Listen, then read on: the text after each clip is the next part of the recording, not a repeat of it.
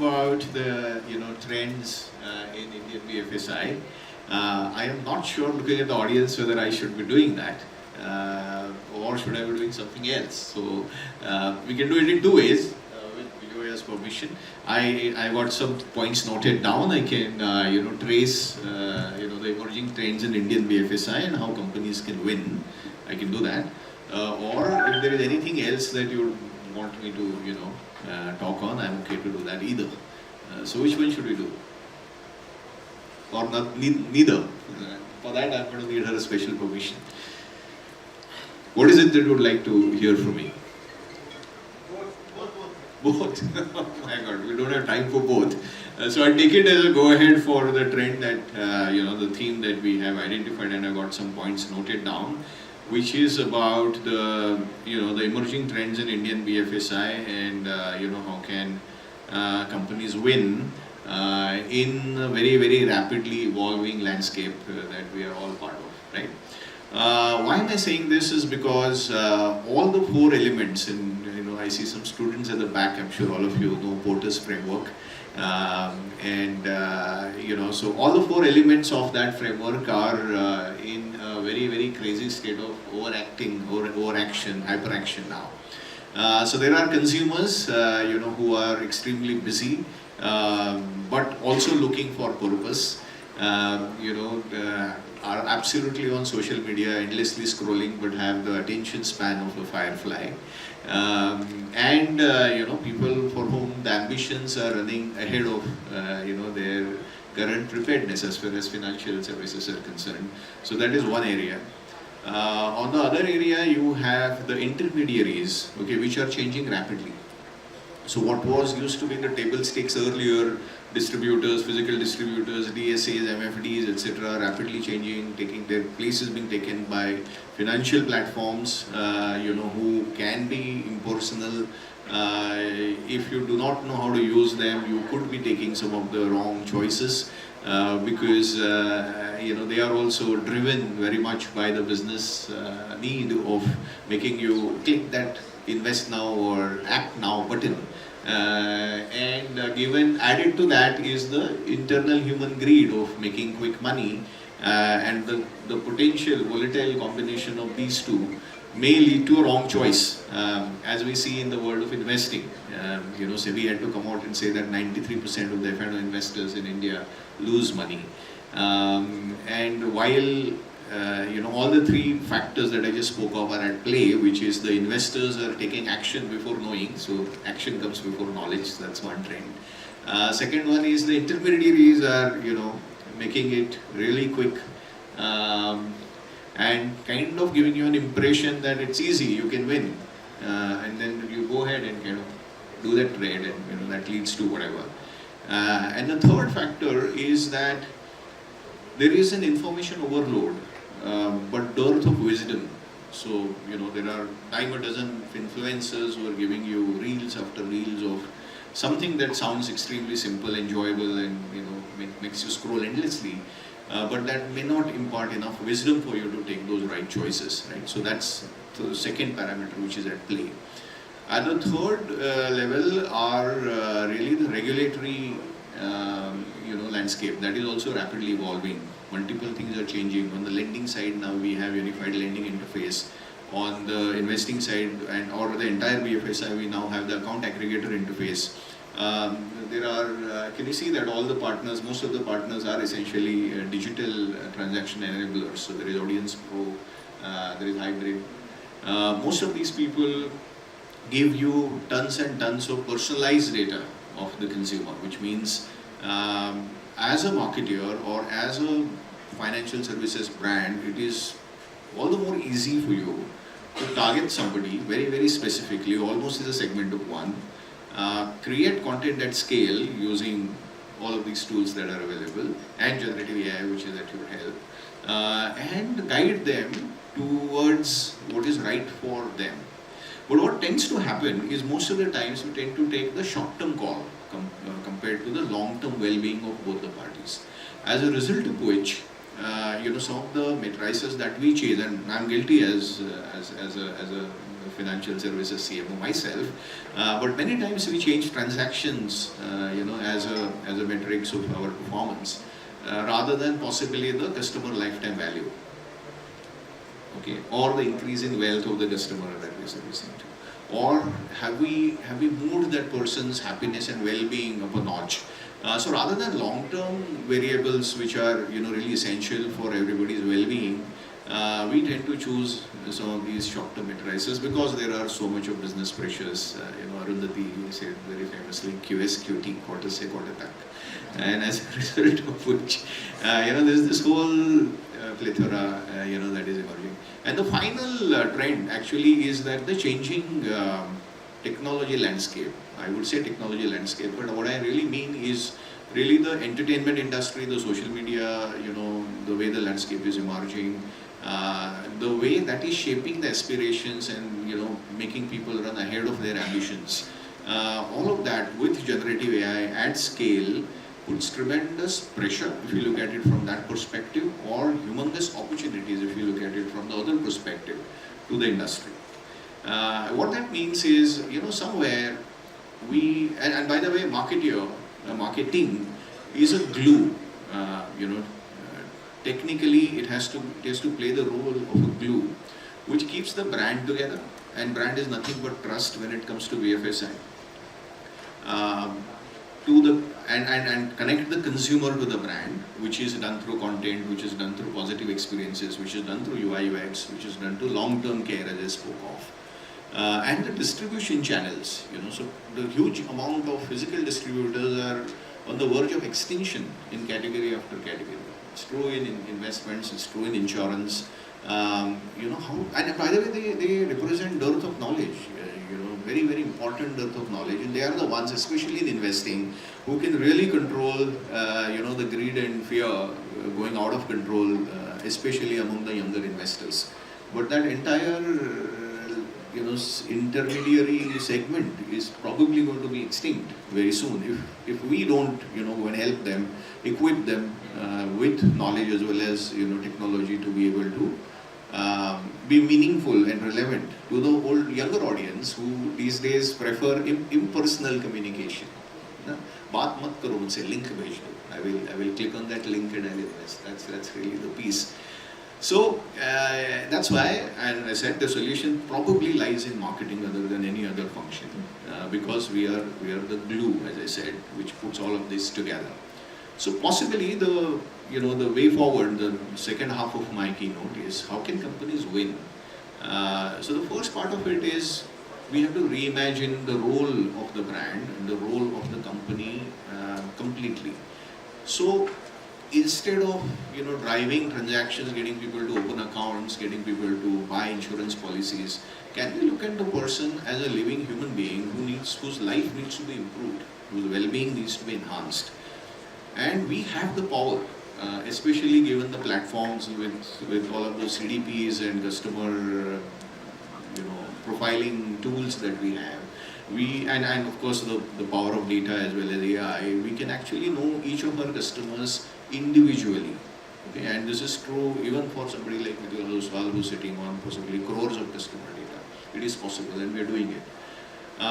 It is possible to understand, for example, in trading, what is your trading style, what is it that you're doing right, what is it that you're not doing right, giving you that individualized advice that please avoid these mistakes, or correct your portfolio in this fashion, etc., etc. Same thing can be done for investing, for loans, insurance, and so on and so forth. So if we reimagine our role as somebody who's going to be bringing positive change, one consumer, one investor at a time, possibly that would be a great beginning.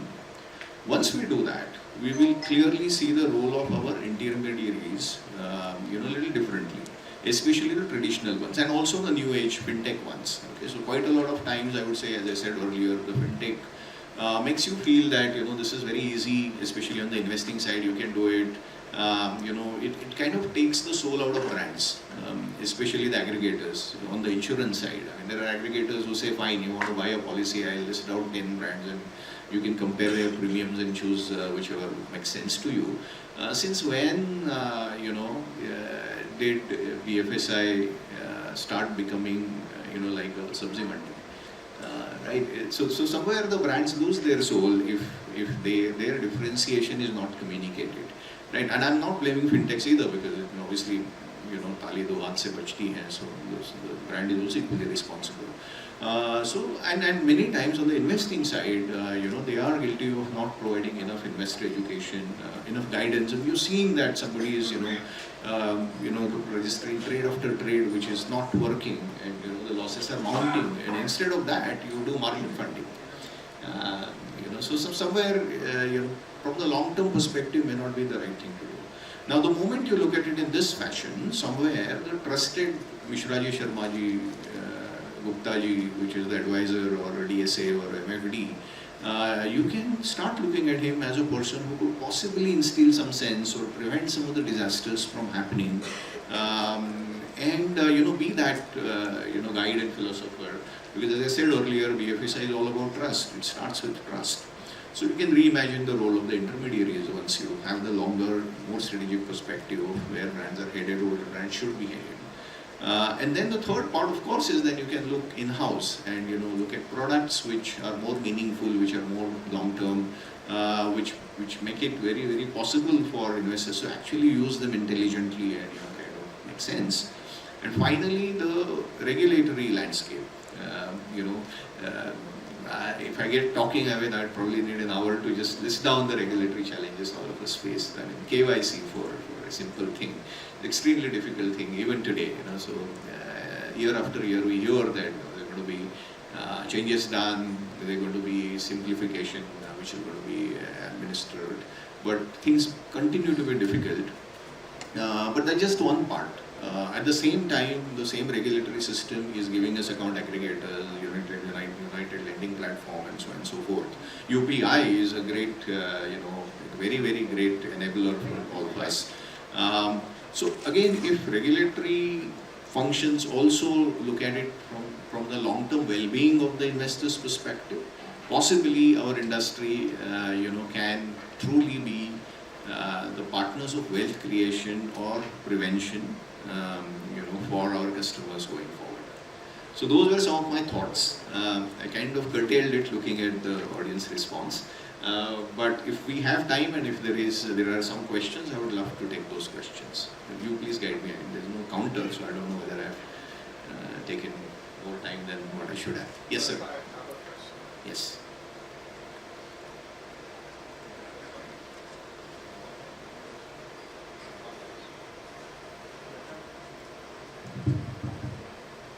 Hi Sandeep.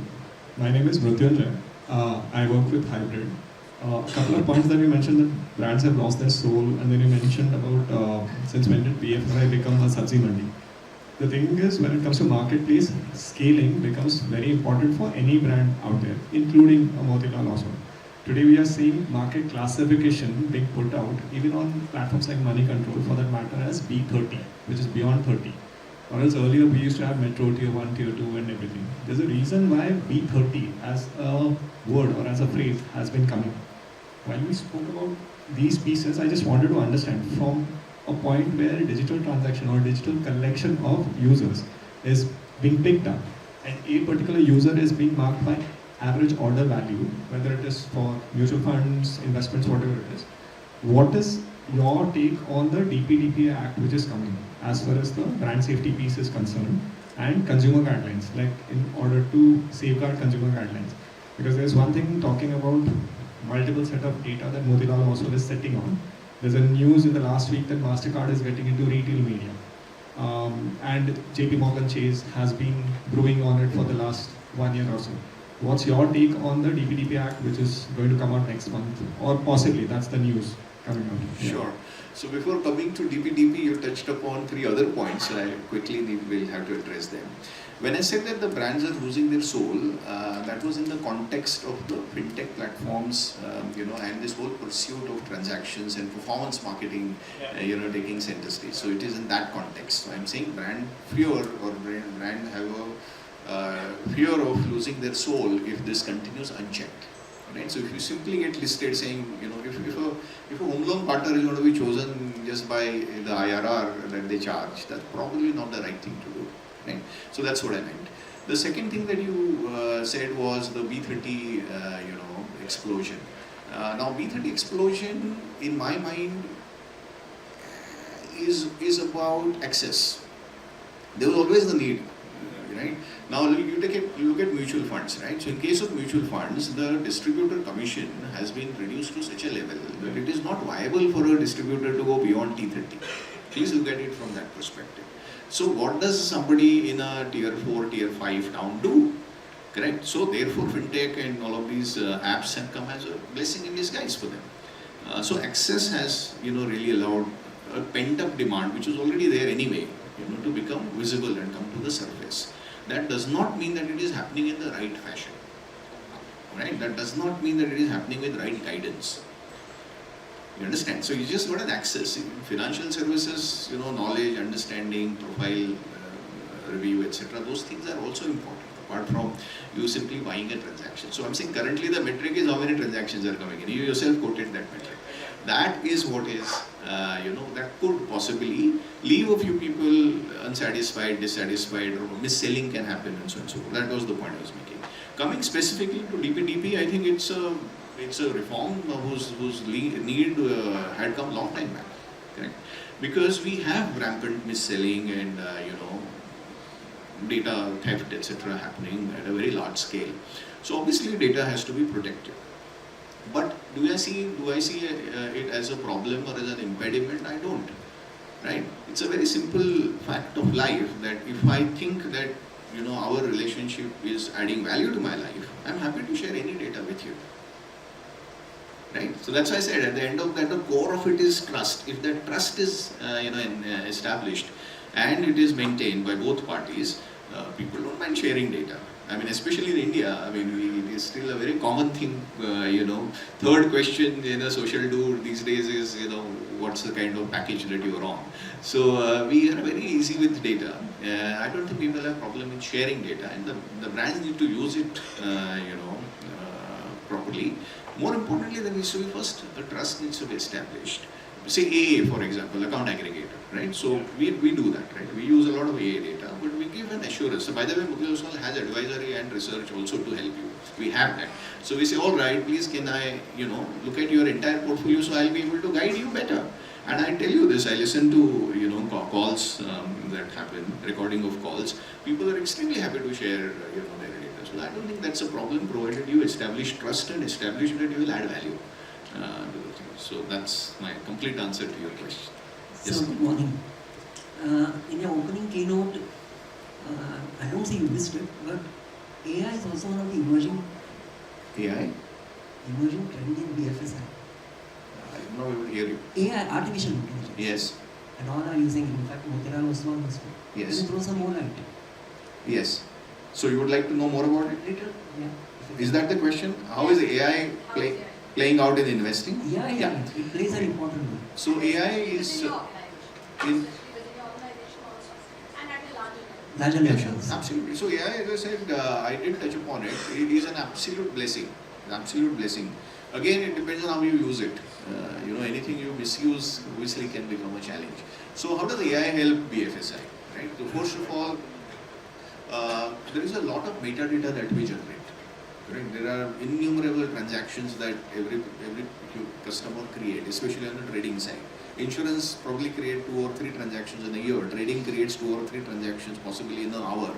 So there's so much of metadata that we have, right? So how are we going to be processing that data? So a lot of data processing today we have kind of given off to AI, and most of that happens real time, right? Which then allows me, my advisors, to see you, when you call, I see on your screen your picture, your photograph, the past history of your thing, and whatever is AI telling me that his habits are these are the products that he has, these are the products he ought to have. So it becomes far more easier for us to give you the pinpointed advice that is necessary without wasting your time. Right? So a lot of metadata analysis and personalization is what we do while the call is in progress. Right? So after the call is done, as in you heard your recommendation and you took an action, AI then can help personalize the pitch to you. Especially for our higher end customers, the pitch presentations today are being done through generative AI. So the pitch that will go to you versus what will go to Vijoya will be different because your backgrounds are different. Right? So that's the third area of use. If it is on the retail end, then there is mass customization of creatives. Right? So all of these, for example, Audience Pro just said that there are unlimited micro segments that they can do, which technically means there need to be unlimited creatives that need to be sent also. Who's going to be doing that? Generative AI. Right? So then again I mentioned about the huge gap in investor education. It requires quite a lot of videos and educatory tools. Who's going to be doing that? Generative AI. Right? So, and then there are also fund management side usages. But I see that the MC is standing there looking at me. So I know my time is up. But obviously this is a bedrock on which whatever I said, which is the brands need to be looking at future and being absolutely adding value in the long term, customer lifetime value. AI is going to be the key tool that we all will be using going forward. Thanks a lot, sir. Right? We will do one-on-one now, because I think they are running out of time. All right. Thank you so much for being patient. I hope I've been able to